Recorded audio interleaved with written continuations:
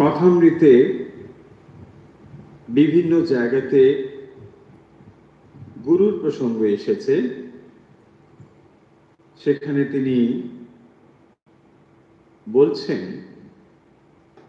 বিজয় কৃষ্ণ গোস্বামীকে একদিন বলছেন, আপনারা নিশ্চয়ই বিজয় কৃষ্ণ গোস্বামীর মোটামুটি পরিচয় জানেন। তিনি ব্রাহ্ম সমাজের একজন আচার্য ছিলেন। প্রথা মেনে যেভাবে আচার্য তার উপদেশ প্রদান করেন সেভাবেই তাকে করতে হতো। ঠাকুর একদিন বিজয়কে বলছেন, দেখো, আচার্যের কাজ বড় কঠিন। ঈশ্বরের সাক্ষাৎ আদেশ ব্যতি রেখে লোক শিক্ষা দেওয়া যায় না। আপনাদের নিশ্চয়ই মনে থাকবে, এই লোক শিক্ষা বিষয়টি শ্রীরামকৃষ্ণ অন্যত্র বলেছেন। সেখানে তিনি বলছেন, লোক শিক্ষা দেবে তার চাপরাশ্রয়। এখানে লোক শিক্ষা শব্দটিকেই তিনি জোর দিচ্ছেন। তার মানে শ্রীরামকৃষ্ণ লোকশিক্ষা, গুরু এবং আচার্য এই শব্দগুলোকে খুব একটা ভিন্ন চোখে দেখছেন না। মোটামুটি এক আঙ্গিকেই এগুলোকে ফেলছেন।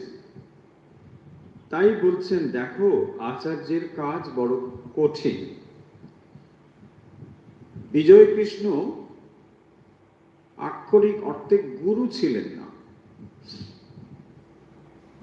ব্রাহ্ম সমাজে আচার্য একটা পদ, একটা চাকরির মতো। তাদেরকে সান্ধ্য উপাসনা পরিচালনা করতে হয় এবং কিছু উপদেশ পাঠ করতে হয়, বলতে হয়। খানিকটা চার্চের ধরনে আপনি ধরে নিতে পারেন। চার্চে যারা ধর্মগুরু থাকেন সেটি তাদের একটা পদ, চাকরি করেন, তার জন্য তারা অর্থ পান। অন্য ধর্মে এভাবেই আছে, ধর্মগুরুরা চাকরি করেন।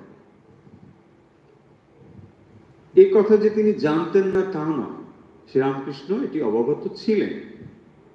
তবুও তিনি এর মধ্যে কোনো তফাৎ করছেন না। আচার্য, গুরু, একে তিনি বলছেন লোক শিক্ষক। এরা মানুষকে শিক্ষা দিচ্ছে, লোক শিক্ষক।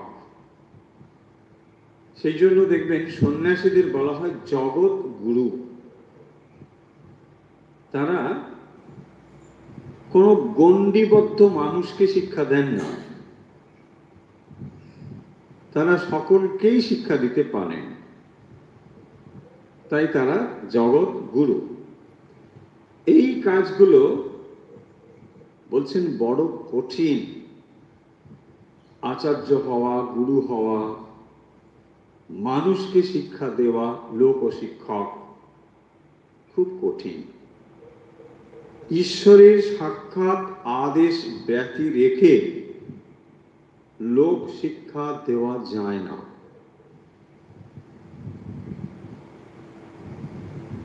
তাহলে ভগবানের সাক্ষাৎ আদেশ বা চাপরাশ পেলে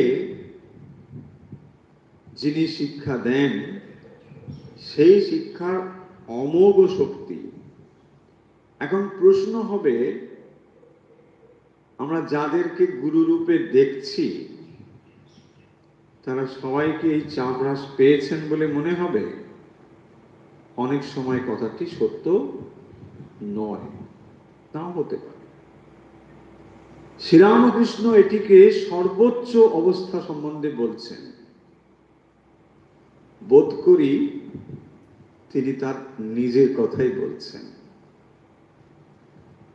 কারণ তিনি হচ্ছেন অবতার পুরুষ ঈশ্বরের চাপরাস পাওয়া মানুষ, মা তাকে হাতে করে গড়েছেন, জগতে শিক্ষা দেবেন বলে তিনি একেবারে মায়ের হাতে তৈরি হয়েছে, চাপরাস পেয়েছেন। যখন সমস্ত সাধনা শেষ হলো, তখন তিনি কি শুনলেন? ভাব মুখে থাক, ভাব মুখে থাক। প্রথমের দিকে ভাবলেন এটা বোধহয় মনের খেয়াল টেয়াল হবে, তারপরে অনেকবার এই কথাটি শুনলেন, ভাব মুখে থাক। তো এই যে ভাব মুখে থাকা মানে তিনি সমস্ত ভাবের উৎস হয়ে থাকলেন। জগতে যত রকম ভাব রয়েছে, সমস্ত ভাবের তিনি হচ্ছেন গঙ্গোত্রী।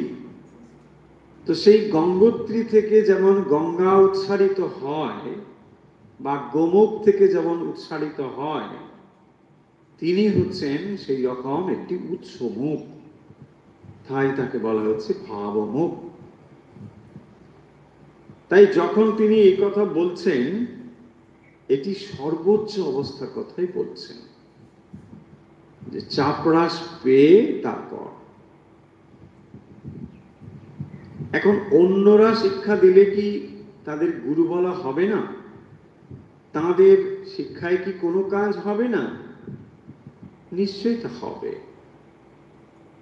কিন্তু যদি কেউ চাপরাস পেয়ে কাজ করে, তার মূল্য আলাদা। এটাই হচ্ছে বক্তব্য। চাপরাস মানে তার ভেতরে একটা জোর আছে, তিনি অথরিটি। শ্রীরামকৃষ্ণ নরেন্দ্রনাথকে একটি ছোট্ট চিরকুটে লিখে দিচ্ছেন, নরেন শিক্ষে দেবে, ঘরে বাইরে হাঁক দেবে, নরেন শিক্ষে দেবে। দেখুন, এটাও এক রকমের সনদ, তাকে চাপরাস দেওয়া হচ্ছে। শ্রীরামকৃষ্ণ তাকে পাওয়ার অফ অ্যাটর্নি দিয়ে দিচ্ছেন, নরেন এটা করবে, জগতের সামনে শিক্ষা দেবে। শুধু এই চিরকুটটুকুই নয়, আপনারা সকলেই অবগত আছেন যে যখন নরেন্দ্রনাথ বিদেশে যাচ্ছেন, স্বামী বিবেকানন্দ শিকাগো পার্লামেন্টে অ্যাড্রেস করবার জন্য, শ্রীরামকৃষ্ণ তাকে পথ দেখিয়ে নিয়ে যাচ্ছেন। বহু ঘটনা রয়েছে।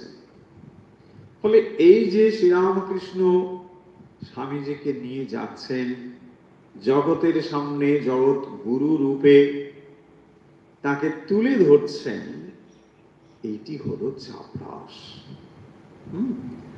তো এই চাপরাস থাকলে পরে তখন তার ভেতরে একটি অমোঘ শক্তি আসবে। সেই কথাই তিনি বলছেন, যদি আদেশ না পেয়ে উপদেশ দাও, লোকে শুনবে না। একেবারে পরিষ্কার বলছেন, তুমি করতে পারো, কিছুদিন হয়তো চলবে, কিছু মানুষ হয়তো শুনবে, কিন্তু বেশি দিন সেটা চলবে না, চলবে না। সে উপদেশের কোনো শক্তি নেই। আগে সাধন করে বা যে কোনো রূপে হোক ঈশ্বরকে লাভ করতে হবে। সেই লাভ করলে তারপরে তার আদেশ পেয়ে লেকচার দিতে হয়।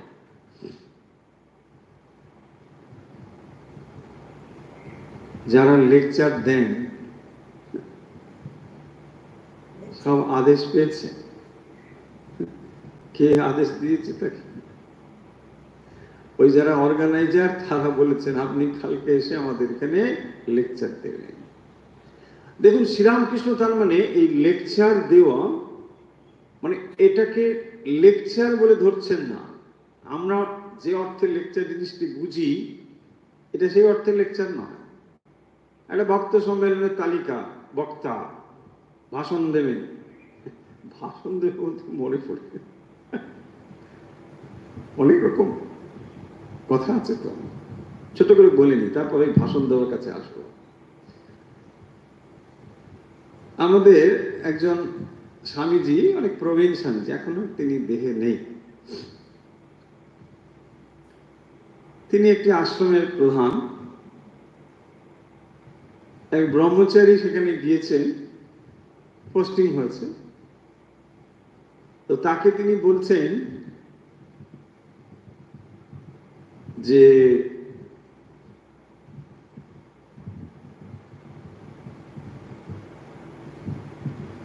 আগামীকাল তো কোনো একটা জায়গায় ভাষণ দিতে হবে। তিনি সেটাকে শুনেছেন ভাষণ দিতে হবে, ব আর ভয়ের একটা উচ্চারণগত সমস্যা আছে, মহাপ্রাণ বর্ণ আর স্বল্প প্রাণ বর্ণ। তো এই সমস্যা হয়েছে, তো উনি ভেবেছেন ঠিক আছে ভাষণ দেবে, মানে রিলিফে হয়তো ভাষণ টাষণ দেবে, সেইগুলি হয়তো রিলিফ কাজ, তো ভাষণ টাষণ দেবে, তো উনি ভাষণ টাষণ দেবেন বলে সব ঠিকঠাক করে রেখে, ওরে ভাষণ না ভাষণ, এইসব আছে। যাই হোক, আমরা ভাষণ নয় ভাষণে ফিরে আসি। ফলে দেখুন, যে বক্তৃতাগুলো দেওয়া হয় বা যেগুলো হয়, সেগুলোকে নিশ্চয়ই আমরা এইভাবে ধরি না যে সেখানে কেউ চাপরাশ পেয়ে তারপরে ভাষণ দিতে যাচ্ছে, বা স্কুলে কলেজে যে বিষয়ে কেউ লেকচার দেন, এটা তার প্রফেশন, লেকচার দিচ্ছে, কোন একটা বিষয়ে তিনি খুব সুন্দর করে বক্তব্য পেশ করছেন, সেখানে চাপরাশের কোনো ব্যাপার নেই। চাপরাশ মানে সেখানে যেটা দাঁড়াচ্ছে, যে বিষয়ের উপরে তার দক্ষতা, বলবার ক্ষমতা কতখানি রয়েছে। শ্রীরামকৃষ্ণ এই দুটোর মধ্যে কোনো তফাৎ করছেন না, এখানে এটি বলার। তার আদেশ পেয়ে লেকচার দিতে হয়। তাহলে আদেশ পেলে তারপরে যে লেকচার, ওই সময় শ্রীরামকৃষ্ণ বোধ করি বহু লেকচার টেকচার মানে না নিজে দেননি, শুনেছেন। কিরকম, নব্য শিক্ষিত যারা কলকাতায় তখন বিরাট লেকচার শোনেন, আর সেই জন্য দেখবেন কথামৃতে রয়েছে, কলকাতার লোকেদের খালি লেকচার, কোনো কিছু হলেই মাইক্রোফোন দিয়ে আরম্ভ হয়ে গেল। কারণ ওই সময় সব থেকে বড় যেটি ব্রাহ্ম সমাজ, তার নেতৃত্ব দিচ্ছেন কেশবচন্দ্র সেন। ভাবুন, তিনি একজন বিখ্যাত, পৃথিবী বিখ্যাত বাগ্মী। তো ফলে অনেক সময় কারো কারো ধারণা হতে পারে বলে এই কথাগুলো হয়তো ওইটাকে ছুঁয়ে যাচ্ছে।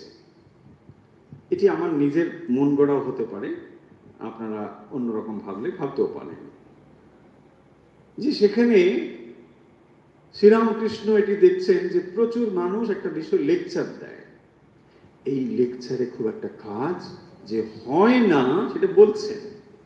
ফাঁকা লেকচারে কি হবে? আজকে দেখুন, ব্রাহ্ম সমাজের আজকে কোন অস্তিত্ব আছে?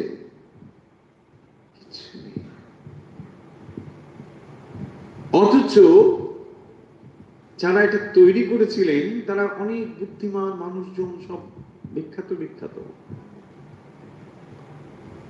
কিন্তু বুদ্ধি দিয়ে কোনো একটা জিনিস তৈরি করা আর স্বাভাবিকভাবে যেটা চলে এসেছে, এটার মধ্যে তফাৎ আছে। শ্রীরামকৃষ্ণ অবতরণ করছেন হিন্দু সনাতন ধারাকে নতুন ভাবে সাজিয়ে দেবেন বলে তিনি মায়ের আদেশ পেয়ে এসেছেন, বা অন্যভাবে বললে তিনি স্বয়ংই এসেছেন, এখানে এসে মামা করছেন। কিন্তু দেখুন, বুদ্ধি দিয়ে একটা কিছুকে খাড়া করা যায় না, অত সহজ ব্যাপারটা নয়। তাই শ্রীরামকৃষ্ণ এই কথা এখানে বলছেন, যাতে করে আমরা এটা না বুঝি যে যেখানে বিরাট বক্তৃতা টক্তৃতা হচ্ছে মানেই সত্যটা ওখানেই লুকিয়ে আছে, তা নয়। এটা জানো যে যদি কেউ চাপরাশ পেয়ে লেকচার দেয়, পৃথিবী টলে যাবে, যেমন স্বামী বিবেকানন্দ। হ্যাঁ, পাশাপাশি দুজনকে রাখুন, প্রতাপচন্দ্র মজুমদার, তাই না? কি তার প্রতাপ, মহাপ্রতাপ, কিন্তু কোথায় গেল প্রতাপ? হবে না। যেখানে ভগবান স্বয়ং যার পেছনে রয়েছেন, সেখানে শক্তি থাকবেই থাকবে, কেউ তাকে আটকাতে পারবে না। স্বামীজি কত প্রতিকূলতার মধ্যে শিকাগো ধর্ম মহাসভায় হাজির হয়েছে, আপনাদের সবার জানা। কিন্তু কি আত্মবিশ্বাস দেখুন স্বামীজির।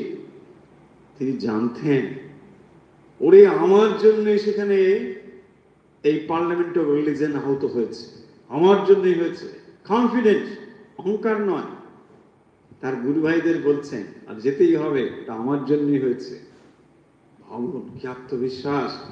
কারণ জানতেন এখানে গুরু শক্তি কাজ করছে।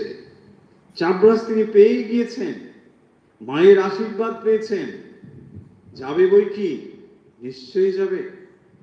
আমার ওখানে ঠাকুরও তাকে পাঠাচ্ছেন, হাত ধরে নিয়ে যাচ্ছেন, ব্যবস্থা সব আস্তে আস্তে হচ্ছে। তাই এখানে বলছেন, চাপরাস ছাড়া দুদিন হয়তো মানুষ শুনতে পারে, কিন্তু সেটা স্থায়ী বড় কাজ একটা হবে না। অর্থাৎ শ্রীরামকৃষ্ণ তাহলে যে কোনো লেকচারের কথা বলছেন না।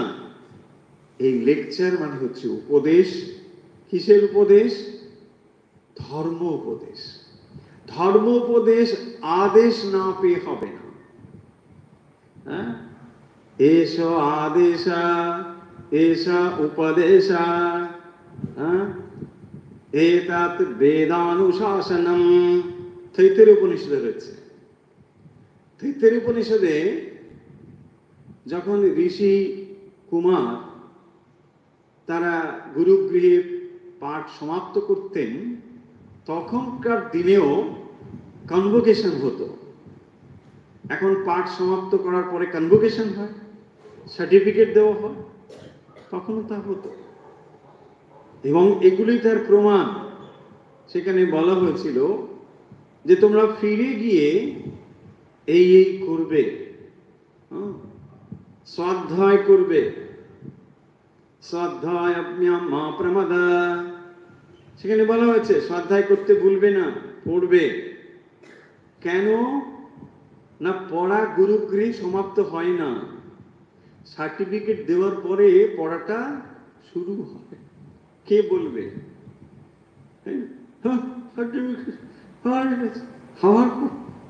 আমরা কি করি, সার্টিফিকেট হয়ে গেল মানে এবারে বইগুলো নিয়ে যাও, আর বই দরকার নেই। সার্টিফিকেট দেওয়া হলো মানে আপনাকে বলা হলো যে এখন আপনি পড়াশুনোর ভেতরে ঢুকতে পারেন, অধিকারী একজন।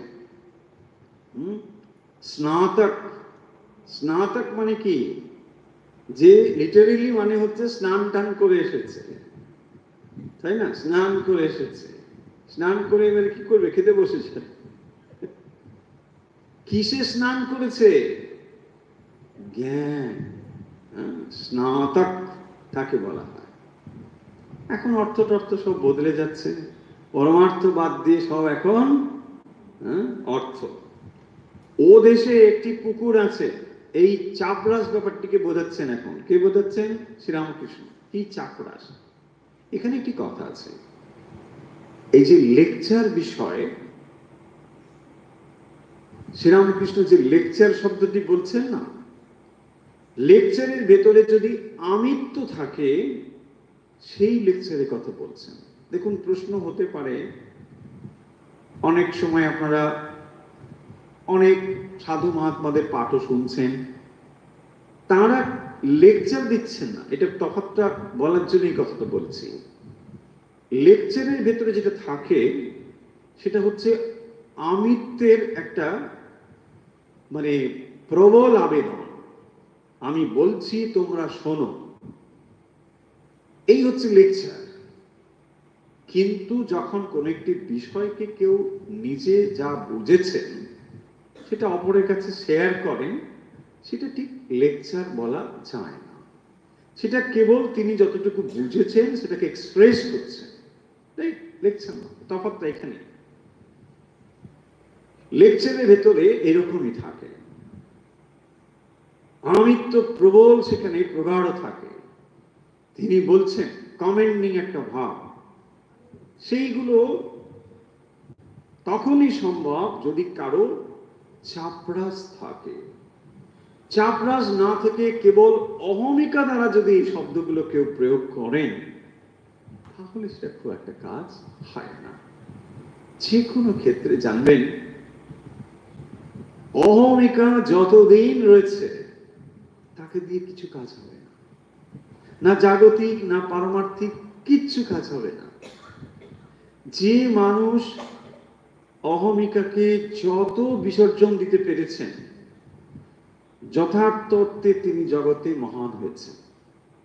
চিরকাল মানুষ তাকে মাথায় করে রাখে, যার অহমিকা যত বিসর্জিত হয়েছে। দম্ভ অহমিকার কোন স্থান এই পৃথিবীতে নেই, সোজা কথা। যারা দাম্ভিক অহমিকার দ্বারা পৃথিবীকে জয় করবে বলে করেছেন, তারা আজ মিশে গেছেন, ধুলোর সঙ্গে মিশে গেছেন। জগৎ তাদের কথা মনে রাখে না, যদিও মনে রাখে অশ্রদ্ধার সঙ্গে মনে রাখে। বিরাট বিরাট সব যোদ্ধা, বীর, কত কিছু এসেছে পৃথিবীতে, তারা সব ধ্বংস করেছে অহমিকার দ্বারা, দম্ভের দ্বারা, তাই না? তারা আজ কোথায়? সব শেষ হয়ে গেছে। কিন্তু পৃথিবীর ইতিহাস সেই কয়েকজন মানুষের ইতিহাস যারা ঈশ্বরের কাছে সমর্পিত হয়েছেন, যারা নিজেকে সমর্পণ করেছেন, তাদের আমিত্বকে বিসর্জন করেছেন, তারাই পৃথিবীতে চিরকালের জন্য পূজনীয় হয়ে রয়েছেন, যুগে যুগে থাকবেন। শ্রীরামকৃষ্ণ বলছেন, ও দেশে একটি পুকুর আছে, নাম হালদার পুকুর। হালদার, হালদার পুকুর কেন? আমাকে আমার হালদার কেন হলো? ওটা অন্য কিছু হলো। হালদার পুকুর, কামার পুকুরের যে পুকুরটি রয়েছে এটা হালদার পুকুর। হালদাররা সেখানে থাকতেন, তাদের নামেই হয়েছে, ঠিকই আছে। তো সেখানে কি, তার পাড়ে রোজ লোক বাজছে করে রাখতো, এটা আমাদের জানা। সকালে যারা ঘাটে আসতো তারা তাদের গালাগালি দিয়ে খুব গোলমাল করত।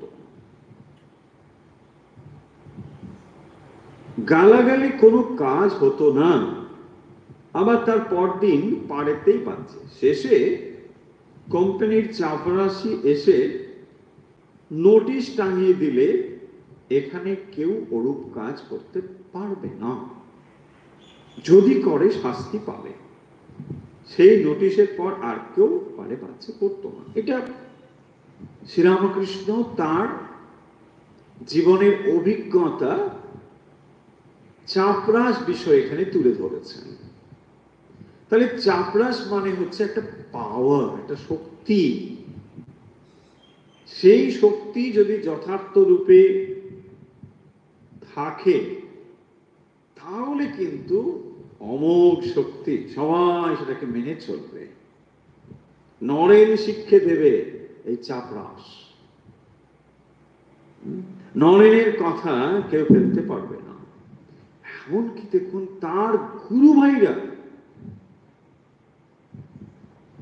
আমরা সাধারণত কি করি, সমবয়সী হলে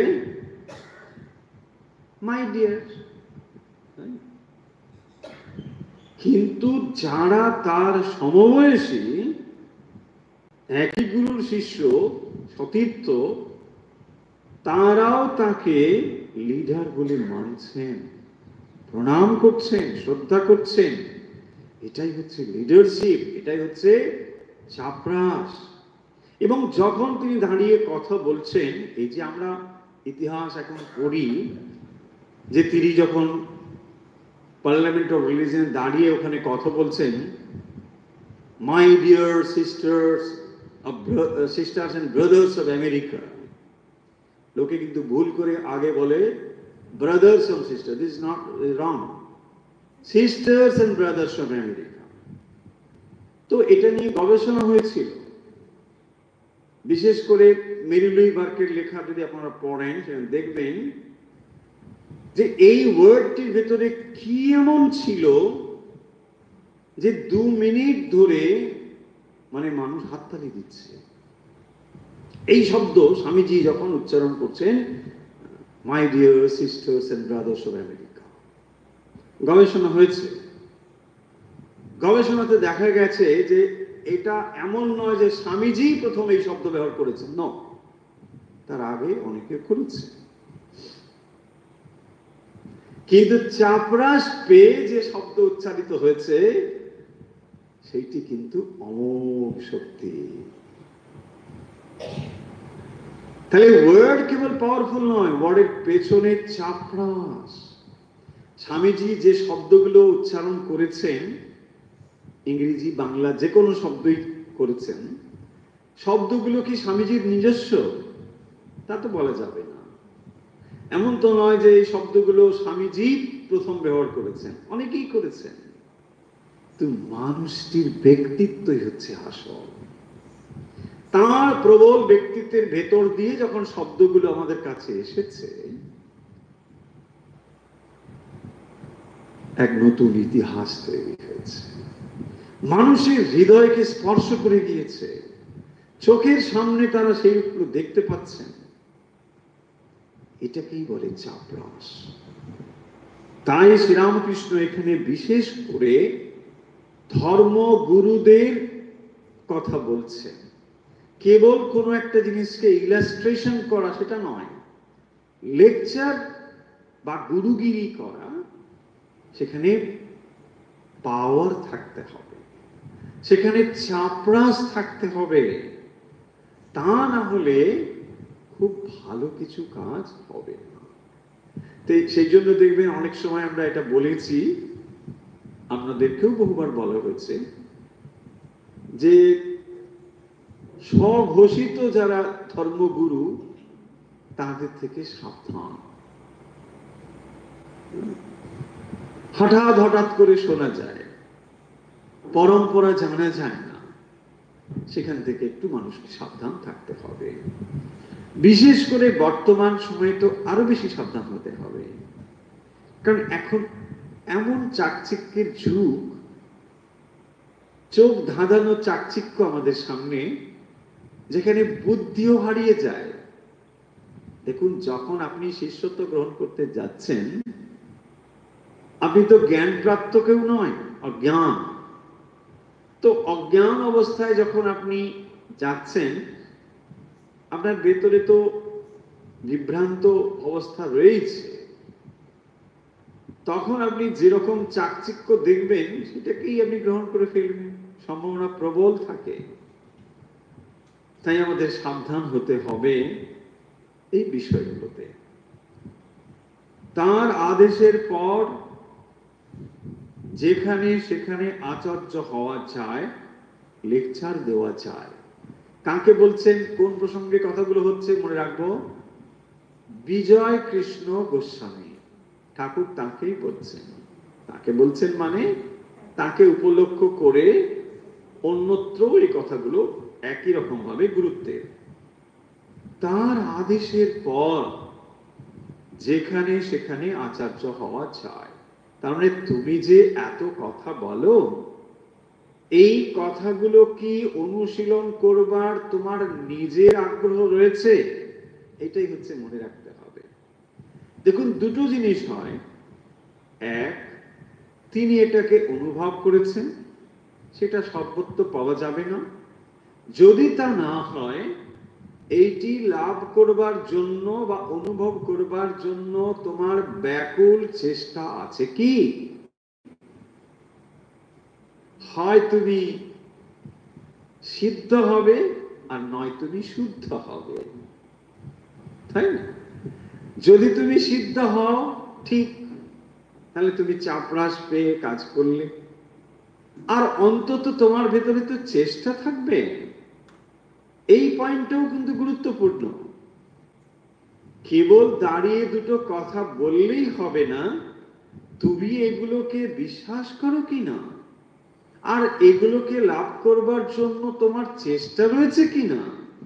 যদি না থাকে, তাহলে কতগুলো ফাঁকা আওয়াজ দিয়ে কি লাভ? তাতে কি হয়? ইতো নষ্ট ততো ভ্রষ্ট। তুমি অপরকে ভুল বোঝালে, আর নিজেকেও ভুল বোঝালে। তুমি যেটা আন্তরিকভাবে বিশ্বাস করো না, কেবল মঞ্চে দাঁড়িয়ে হাততালি, বাহবা, যশ, খ্যাতির জন্য কতগুলো কথা বললেই হবে? তাই বলছেন, যদি আদেশ পাও, তখন তুমি যেখানে খুশি বলো, তার একটা কাজ হবে। যে তার আদেশ পায়, সে তার কাছ থেকে শক্তি পায়। যে তার আদেশ পায়, তার কাছ থেকে শক্তি পায়। তখন সেই কঠিন আচার্যে কর্ম করতে পারে। তাহলে এতগুলো কথা হলো, কেবল আচার্য যদি কোনো একটা শক্তি তার না থাকে, কেবল কতগুলো কথা বলে, তাতে খুব একটা ভালো কাজ হয় না। এই প্রসঙ্গে এতগুলো কথা হলো। যদি তার কাছে এই শক্তি থাকে, চাবরাস থাকে, তাহলে সেটা হবে। তিনি আরো বলছেন, মানুষের কি সাধ্য। আমরা কি পড়ছি? আমরা পড়ছি শ্রী শ্রী রামকৃষ্ণ কথামৃতে গুরু প্রসঙ্গ যেভাবে এসেছে। গতকালও আমরা এই বিষয়ে আলোচনা করেছিলাম, তারই দ্বিতীয় পর্ব আজ আলোচনা হচ্ছে। মানুষের কি সাধ্য অপরকে সংসার বন্ধন থেকে মুক্ত করে? দেখুন, একেবারে পরিষ্কার স্টেটমেন্ট, কোনো অ্যাম্বিগুইটি নেই, বুঝতে কোনো অসুবিধে নেই যে কোনো রকম দুরকম অর্থ করবেন, কিচ্ছু নেই, একদম স্পষ্ট। মানুষের কি সাধ্য অপরকে সংসার বন্ধন থেকে মুক্ত করে? কে আপনাকে বেঁধেছে? এই যে মায়া শক্তি, বন্ধন শক্তি বলি, সেটি ভগবানেরই শক্তি। তাহলে ভগবান যদি ইচ্ছে করেন, কেবল তখনই জীবের মুক্ত হওয়া সম্ভব। আপনি চেষ্টা করতে পারেন, বহু কিছু করতে পারেন, কিন্তু ভগবত প্রসন্নতা ছাড়া মুক্ত হতে পারবেন না। চেষ্টা করতে পারেন, নিশ্চয়ই পারেন, কারণ এই বন্ধন ভগবানের।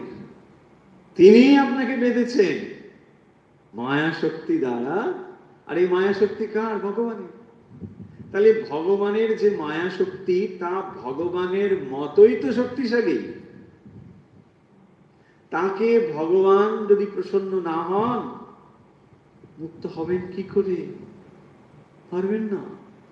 সেই জন্য ঈশ্বর প্রসন্নতার প্রয়োজন। তাই আপনি তার কাছে প্রার্থনা করেন, প্রভু মুক্ত করে দাও। তিনি না মুক্ত করলে মানুষ মুক্ত হওয়ার চেষ্টা করতে পারে, না করে উপায় নেই। চেষ্টা সে করবেই, করতে তাকে হবেই। কিন্তু মানুষের চেষ্টাতে যদি মুক্ত হওয়া হতো তাহলে এই অর্থ দাঁড়ায় মানুষ নিজে নিজেই মুক্ত হতে পারে না, পারে না। তিনি পথ না ছেড়ে দিলে কেউ মুক্ত হতে পারে না। ওরে কুশীলব করিস কি গৌরব। এখানে বিপরীত অর্থ করবেন না নিশ্চয়ই, যে তার মানে মানুষ চেষ্টা করবে না তা বলা হচ্ছে না, নিশ্চয়ই চেষ্টা করবে। যত দূর তার চেষ্টা করা তত দূর সে করবে। কেন না, চেষ্টা না করে যে সে থাকতে পারে না। কিন্তু তার মানে এই নয় যে আপনি চেষ্টা করেছেন বলেই ভগবান পথ ছেড়ে দেবেন, তা না। যেদিন তিনি ছাড়বেন সেদিন আপনি মুক্ত হবেন। ততদিন পর্যন্ত আপনার এই প্রার্থনা, ঐকান্তিক ব্যাকুলতা এটি চলতে থাকবে। তাই বলছেন, মানুষের কি সাধ্য অপরকে সংসার বন্ধন থেকে মুক্ত করে।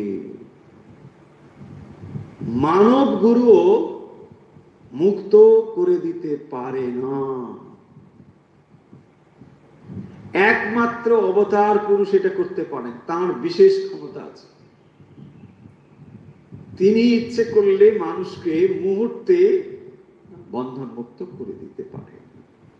তাই এখানে বলছেন, মানুষের কি সাধ্য অপরকে সংসার বন্ধন থেকে মুক্ত করে। যার এই ভুবন মোহিনী মায়া, তিনি সেই মায়া থেকে মুক্ত করতে পারেন।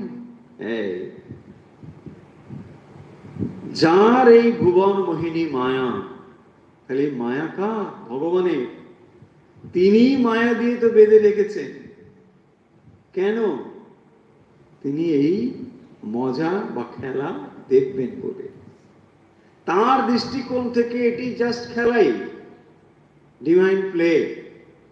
এখন আমরা বলছি আমাদের তো প্রাণ যায়। ভগবান তখন বলবেন, তোমরা কারা? আমি ছাড়া আর কেউ আছো কি? বলছে না। দেখুন, এই জন্য ভগবানের দৃষ্টিকোণ থেকে এটা খেলাই। আমরা সেটা বুঝতে পারি না বলে কষ্ট পাই, তাই না? মা বা বাবা তার সন্তানকে দেখবেন খুব আদর করছে, মজা রকম খেলছে, তাকে কখনো ছুঁড়ে দিচ্ছে, ওপরে আবার ধরে নিচ্ছে। এখন সন্তান হয়তো ভীত, আরে বাপরে কি করছে আমাকে নিয়ে। কিন্তু বাবা এটা জানে বা মা এটা জানে, ওকে যত ওপরেই আমি ছুরি না কেন, ও আমার কোলে এসেই পড়বে। সেই জন্যে তিনি আনন্দ করছে। কিন্তু সন্তান এটা না বোঝা পর্যন্ত সে আনন্দ করতে পারছে না। ইস, মাটা কি নিষ্ঠুর, আমাকে ছুঁড়ে ফেলে দিল। ছুঁড়ে ফেলে দিচ্ছে না, এটা তার মজা, এটা তার আনন্দ। সেই জন্য বলছেন যে তিনি যদি মুক্ত না করেন, জীবের কোনো সাধ্য নেই যে মুক্ত হয়ে যাবে। মানুষের কি সাধ্য অপরকে সংসার বন্ধন থেকে মুক্ত করে। সচ্চিদানন্দ গুরু আর বই আর গতি নেই। এ কথার কথামৃতে বহুবার রয়েছে। বলছেন, সচ্চিদানন্দ গুরু বই আর গতি নেই। তাহলে এখানে স্পষ্টতই বলা হচ্ছে যে গুরু মানে সচ্চিদ আনন্দ ঈশ্বর, তিনি হচ্ছেন গুরু। সচ্চিদানন্দ বই আর গুরু নেই, সচ্চিদ আনন্দই হচ্ছেন গুরু। তাহলে মানব গুরু যে আমরা বলি, মানুষ যিনি গুরু রূপে, এই গুরু মানব রূপে যাকে আমরা দেখি, তিনি হচ্ছেন এই গুরুরই একজন প্রতিভু বা প্রতিমা। একটু আগেই এই প্রসঙ্গে কথা হচ্ছিল, সেখানে এটি বললাম হঠাৎ করে যে আপনি জলের ট্যাপ খুললে জল পান, কিন্তু এটা দেখুন ট্যাপের জল আসছে একটি অন্য জায়গা থেকে, সেই জায়গার সঙ্গে এটি সংযুক্ত রয়েছে বলেই না জল আসছে। ট্যাপ থেকে জল পেলেও যথার্থ অর্থে জল সেখানে নেই। ঠিক সেই রকম ভাবে মানব গুরু বললে আমরা যা বুঝি তারও সীমাবদ্ধতা আছে। দেখুন, যদি বলা হবে গুরু আর ইষ্টে কোনো তফাৎ আছে কিনা, অনেকে আপনাদের প্রশ্ন করেন, তার উত্তর বোধহয় আমরা প্রথমে দিয়েও ছিলাম বা গতকাল হয়তো বলেছি, যে যেখানে স্পষ্টতই যদি গুরু আর ইষ্টের তফাৎ না থাকবে তাহলে দুটো কেন তত্ত্ব হবে? তফাৎ আছে বই কি। আবার এই তফাৎটি যদি সর্বদাই থাকবে তাহলে তো দুটো তত্ত্ব একসঙ্গে হবেই না, তাহলে দুটো তত্ত্বই হয়ে গেল, একটা গুরু তত্ত্ব আর একটা ইষ্ট তত্ত্ব। তা তো হবে না, তত্ত্ব তো একটিই হবে, দুটো কেন হবে? তাহলে দুটো যে বলা হয়, কেন বলা হয় এইটি মনে রাখবো। যত সময় পর্যন্ত ইষ্ট দর্শন না হয় তত সময় পর্যন্ত তত্ত্ব দুটো পৃথক। সাধনার শুরুতে তাই গুরু এবং ইষ্ট আলাদা। যখন এই দুটো এক হয়ে যাবে তখন আর আলাদা করে গুরু বলে কিছু নেই, তখনই হবে সচ্চিদানন্দই গুরু। দেখুন, এই কথাগুলো এইভাবে যদি না বুঝি তাহলে কিন্তু একটু সমস্যা হবে। অনেকে দেখবেন খুব মাতামাতি করে, আমার গুরু তোমার গুরু এইসব বলে। এই কথাগুলো কোনো মানে হয় না। আমার গুরু, নিজের গুরু, আমার গুরু মানে কি? আমার সূর্য, আমার চন্দ্র, কেমন শোনায় কথাগুলো। আমার গুরু বলে কিছু নেই। গুরু একটি শক্তি, তিনি জগৎ গুরু। ভগবানের গুরু শক্তি মানব গুরুর ভেতর দিয়ে বেরোয়। আমরা সর্বত্রই আমাদের নিজেদের অহংকারকে পরিপুষ্ট করতে চাই, এমনকি গুরুকে ধরে মুশকিল। সেখানে কোথাও কোথাও আমরা আবার সুপিরিয়রিটি খুঁজি। আমি না প্রেসিডেন্ট মহারাজের দীক্ষিত, তুমি ভাইস প্রেসিডেন্ট। কি, হোয়াট ডাজ ইট মিন? তাই মানে একটা যেন কোথাও সুপিরিয়রিটি। কারণ আমরা তো গুরুকরণ বা গুরুতত্ত্ব কিছু বুঝি না। চেয়ারটা এটা বুঝি, প্রেসিডেন্ট মানে একটা ওপরে, ভাইস মানে একটু ভাইস ভাইস ভাইস ভাইস। এই যে আমাদের নিজেদের ভেতরে এই তারতম্য বোধ, গুরুর মধ্যে এগুলো নেই, তাই না? সেই জন্য আমার গুরু তোমার গুরু বলে কিছু কথা হয় না। আর এইগুলো নিয়ে না নিজেদের মধ্যে অনেক ছোট ছোট দলাদলি, অভিমান, হেনা তেনা বহু কিছু থাকে। এগুলো ঠিক না, কোনো ঠিক নয়, একদমই ঠিক না। আপনি যে গুরু কৃপা পেয়েছেন পেয়েছেন, ব্যাস। সচ্চিদানন্দ ভগবানই আপনার গুরু, সেখানেই পৌঁছতে হবে, ব্যাস। পরিষ্কার ধারণা থাকতে হবে। তার মানে এই যে মানব গুরু, ইনি হচ্ছেন সেই সচ্চিদানন্দ ব্রহ্ম লাভের জন্য একটি উপায়, উদ্দেশ্য নয়। মাতামাতি করবার জায়গা নেই। আমার গুরুর 50খানা বই ছিল, তোমার গুরুর 2টো বই, ওই একটা ওই একটা। হ্যাঁ, দেখুন কত রকম ক্লাসিফিকেশন, কোনো মানে হয় না। গুরু গুরুই, যার থেকে কৃপা পেয়েছেন তিনি সেই পরম জ্ঞান আপনার ভেতরে দিয়েছেন। তাই খুব স্পষ্টভাবে শ্রীরামকৃষ্ণ এই কথা বলছেন যে সচ্চিদানন্দই গুরু, এছাড়া আর গতি নেই। গতি, অগতিরও গতি। গতি মানে হচ্ছে ডেস্টিনেশন, যেখানে আমরা অবশেষে পৌঁছব। তাহলে একমাত্র গতি যদি পরমেশ্বর হন, সচ্চিদানন্দ হন, তাহলে এই যে নানা গুরু আমরা দেখি, তারা সবাই ওই পরম সত্যের দিকে নিয়ে যাচ্ছে।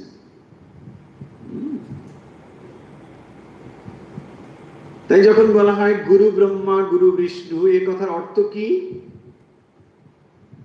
তত্ত্বত তিনি হচ্ছেন ব্রহ্মা, তত্ত্বত বিষ্ণু, কিন্তু তার দেহ মন বুদ্ধি এটা সীমাবদ্ধ। ট্যাপের ভেতর দিয়ে যখন আপনি জল নিচ্ছেন, জল সর্বত্র এক, কিন্তু এখানে ট্যাপ আলাদা, ওখানে ট্যাপ আলাদা। ট্যাপের ভেতরে জলে কোনো তারতম্য নেই, কিন্তু ট্যাপ আলাদা। ওখানে হয়তো একটু কালো ট্যাপ, এখানে স্টিলের ট্যাপ, ওখানে প্লাস্টিকের ট্যাপ, কিন্তু জল তো একই পাচ্ছেন, তাই না? তাই সচ্চিদানন্দই হচ্ছেন গুরু, সর্বদা এটি মনে রাখা। যারা ঈশ্বর লাভ করে নাই, যারা তার আদেশ পায় নাই, যারা ঈশ্বরের শক্তিতে শক্তিমান হয় নাই, তাদের কি সাধ্য জীবের ভববন্ধন মোচন করে, তাই না? যিনি নিজেই মুক্ত নন বা মুক্তির জন্য চেষ্টা যার ভিতরে নেই, দুটো ক্লাসিফিকেশন এই জন্য করছি, এক সিদ্ধ আর এক শুদ্ধ। কারণ সিদ্ধ গুরু সর্বদা পাওয়া সম্ভব নয়। অনেক সিদ্ধ গুরু আছেন যারা আবার গুরুই নয়, মানে তথাকথিত ভাবে তারা শিষ্য কাউকে গ্রহণ করেন না। তাহলে আপনি বুঝবেন কি করে? বোঝার উপায় নেই। অন্তত তাদের ভিতরে শুদ্ধতা থাকতে হবে। যে উপদেশ তিনি দিচ্ছেন, যে ত্যাগ বৈরাগ্যের কথা বলছেন, সেই ত্যাগ বৈরাগ্যের প্রতি তার জীবনের গতি রয়েছে কিনা, সেইটির দিকে তিনি যাচ্ছেন কিনা। যদি যান, তাহলে বুঝতে হবে তার কথায় শক্তি আছে। সেটি এখানে বলছেন, যারা ঈশ্বরের শক্তিতে শক্তিমান হয় নাই, তাদের কি সাধ্য জীবের ভববন্ধন মোচন করে। অন্ধে নৈব নিয়মানা যথান্ধা। দুজন অন্ধ চলেছেন, তাই না? সামনে একজন অন্ধ আর একজন অন্ধকে পথ দেখাচ্ছে। উপনিষদই বলছেন অন্ধে নৈব নিয়মানা যথান্ধা। অন্ধ যদি আরেকজনকে পথ দেখায়, তাহলে দুই অন্ধই বাস।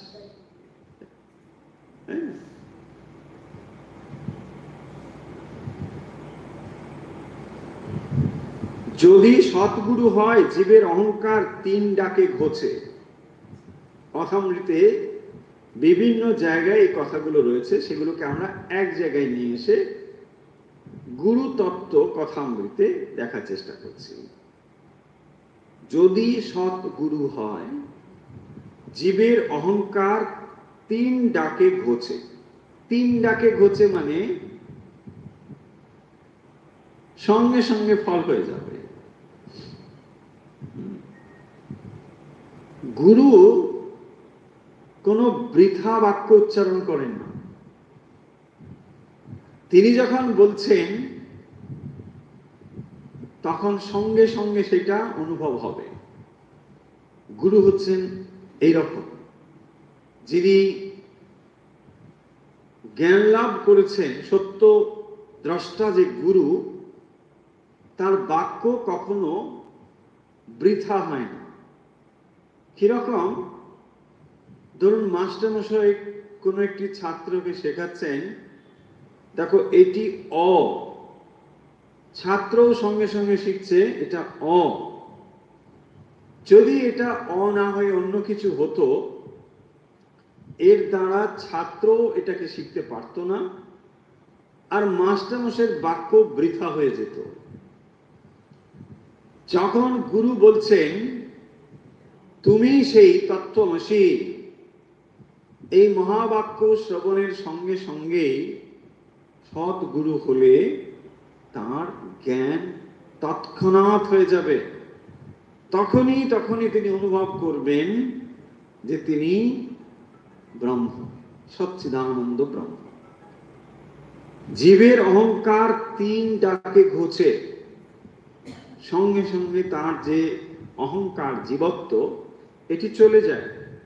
আর গুরু কাঁচা হলে গুরুরও যন্ত্রণা, শিষ্যেরও যন্ত্রণা। অন্যত্র বলেছেন, কি বলেছেন? জাত সাপের কথা বলেছেন। জাত সাপ।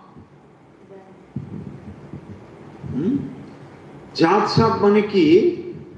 যে সাপের মধ্যে বিষ আছে। মানে এমনি সাপ মানে কি ভয়ঙ্কর ব্যাপার, কিন্তু এমনি না, তার ভেতরে শক্তি আছে। সাজানো সাপ নয়, প্লাস্টিকের সাপ নয়। জাত সাপ হচ্ছে যার মুখোমুখি হলে পরে সঙ্গে সঙ্গে শেষ। শ্রীরামকৃষ্ণ বলছেন সৎগুরু মানে আপনার ভেতরে অজ্ঞানকে তিনি এইরকম মুহূর্তে ধ্বংস করে দিতে পারেন, তাকে বলে জাত সাপ।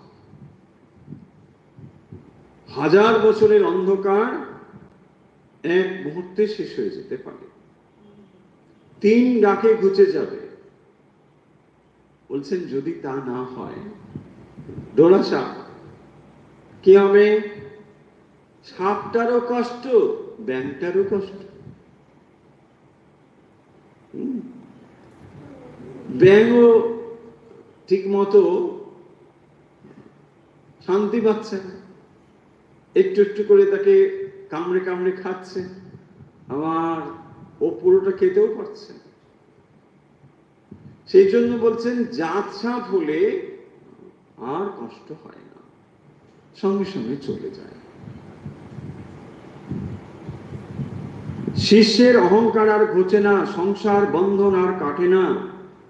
কাঁচা গুরুর পাল্লায় পড়লে শিষ্য মুক্ত হয় না। তাই শিষ্যের এবং গুরুর যে বিশেষ কতগুলি গুণাবলী থাকা দরকার, শাস্ত্রে কিন্তু এগুলো খুব জোর দিয়ে বলা হয়েছে। এবং এই দুটি যদি ঠিকভাবে মিলিত হয়, তাহলে দেখবেন একটি ইতিহাস তৈরি হয়, বিশেষ একটি জিনিস তৈরি হয়। এবং এই গুরু এবং শিষ্যের মধ্যে যে সম্পর্ক, এটি জন্ম জন্মান্তরের সম্পর্ক। আপনি সঙ্গে সঙ্গে প্রশ্ন করতে পারেন যে আমি এই জন্মে অমুক নন্দ মহারাজের শিষ্যত্ব গ্রহণ করেছি, পরের বারে এসে কি আমি অমুক নন্দ মহারাজকে চিনতে পারবো? অমুক নন্দ মহারাজ কথাটা নয়, কথা হচ্ছে এই যে শরীর মন বুদ্ধি যাকে আপনি বলে বলেন, যথার্থ অর্থে সেটা আপনি নন, সেটা বদলে যাবে।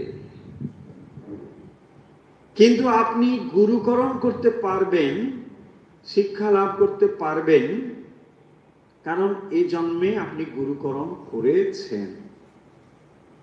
যত আপনি অগ্রসর হয়েছেন তারপর থেকে আবার শুরু হবে সেই গুরুরূপ যেমনই হোক না কেন, কারণ আপনারও আর এই দেহ বুদ্ধি মন থাকবে না, তাই না? মজাটা আপনি বুঝুন। অনেকে বলেন তোমাকে আমি আমার পুত্র রূপে চাই, তাকে অনেকে বলতে শুনেছি। কিন্তু আপনি বেদান্তের দৃষ্টিতে যদি দেখেন, পুত্র হলেও আপনি তাকে চিনতে কি পারবেন? চিনতে তো পারবেন। সেই জন্য গুরু এবং শিষ্যের সম্পর্ক মানে আবার সেই গুরু শক্তি আপনার কাছে এসে হাজির হবে। সকালেই কথা হচ্ছিল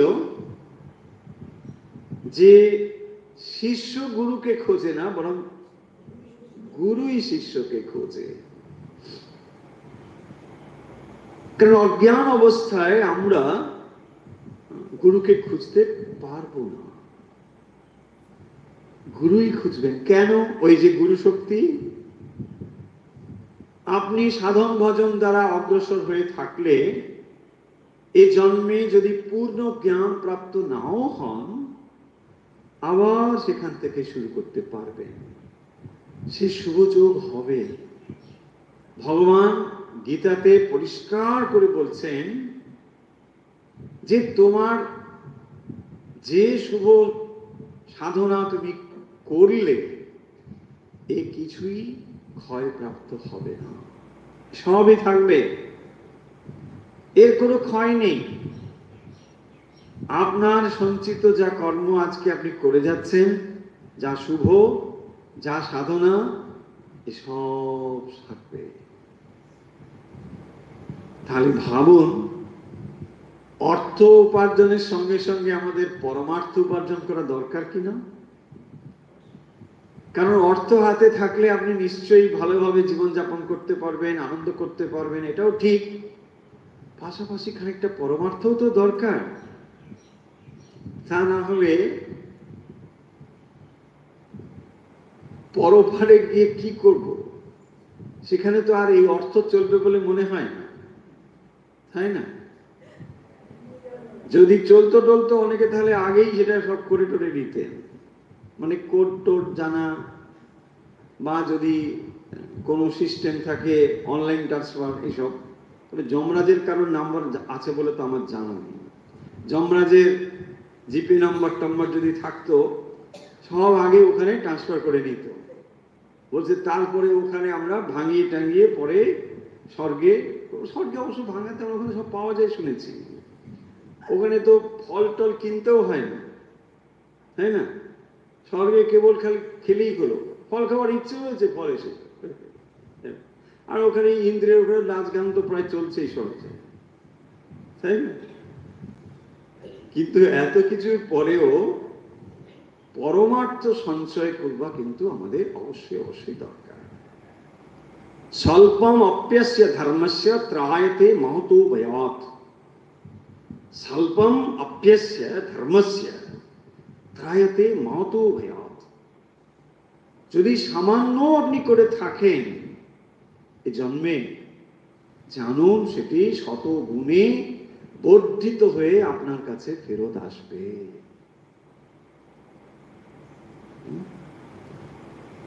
তাই আজকের কথা শেষ করব।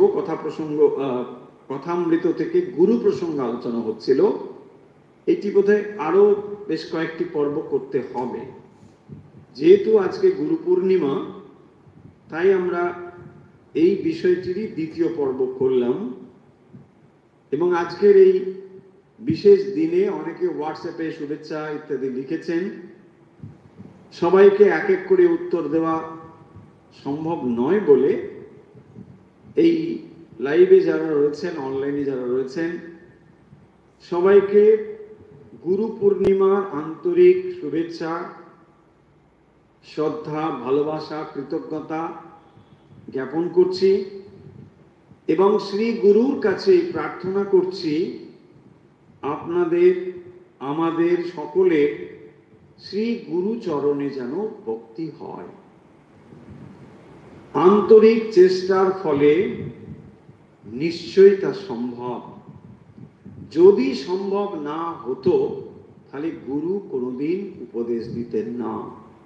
গুরু যখন বলেছেন তুমি এই সংখ্যায় জপ করবে, এই করবে, তখন এটা ধরে নিতে হবে এটি করবার ক্ষমতা, অধিকার, সামর্থ্য সব আমার রয়েছে। তাই কেবল যদি আমি অলস না হই, কেবল যদি নিজেকে না ঠকাই, তাহলে নিশ্চয়ই নিশ্চয়ই জানবেন এই জন্মে যা আপনি পেয়েছেন, যে পরমার্থ প্রাপ্ত হয়েছে, যে গুরুকরণ আপনি করেছেন, এর বিকল্প কিছু নেই। এর থেকে ভালো কিছু হতে পারে না। মন শক্ত করে ধরে রাখুন, এটাকে অবহেলা করবেন না যে আমি যা পেয়েছি তা বোধহয় কিছু সামান্য। মোটেই তো সামান্য নয়, অসামান্য জিনিস পেয়েছেন। জন্ম জন্ম ধরে মানুষ এইটিকে পাওয়ার জন্য অপেক্ষা করে থাকে। কত জন্মের স্বীকৃতিতে মানুষ গুরু দেখা পায়। সেটি আপনাদের করা ছিল, নিঃসন্দেহেই করা ছিল। তা নাহলে জন্মে গুরু কৃপা পেতেন না। পৃথিবীতে কত মানুষ রয়েছে, কোটি কোটি মানুষ, সবাই গুরুর দর্শন পায় না। কত জন্ম কেটে যায় আমাদের অবহেলায়, কত জন্ম অযত্নে কেটে যায়, তারপর এই আলোকের কাছে মানুষ আসে।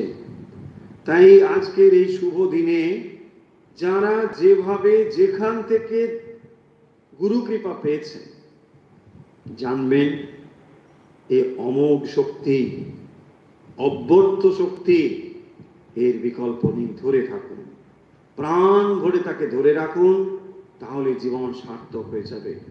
কোনোদিন যেন এইরকম মনে না আসে, অবিশ্বাস না মনে আসে যে ওই গুরুর কাছে হলে ভালো হতো, ওই গুরুর কাছে বিরাট শক্তি।